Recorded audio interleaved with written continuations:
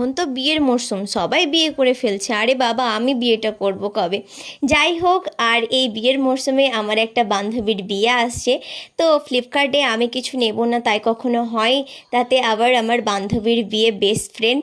তো ফাইনালি আমি অর্ডার দিয়ে দিয়েছি ফ্লিপকার্ট থেকে একটা নাইরা ড্রেস। তো ভাবলাম যে চলো তোমাদের সঙ্গে এটা শেয়ার করাই যেতে পারে, যদি তোমরা কিছু হেল্প পাও আর কি। তো আমি প্রথমে এটা আনবক্সিং করব। আর তোমরা হয়তো ভাবছো যে আমি ডিপ কালারের বেশিরভাগ ড্রেস কেন নিই, কেননা আমাকে ডিপ কালার পরতে একটু বেশিই ভালো লাগে। আমার মাও বলে যে ডিপ কালার তোকে একটু বেশি শ্যুট করে, তাই আমি বেশিরভাগই ডিপ কালারই নিই। তোমরা যদি এই ড্রেসটা নিতে চাও, আমার ডিসক্রিপশান বক্সে লিঙ্ক দেওয়া আছে। ড্রেসটা সত্যি কথা বলতে খুবই ভালো এসেছিলো, বেশি টাকাও না, 756 টাকা মতো ড্রেসটার দাম।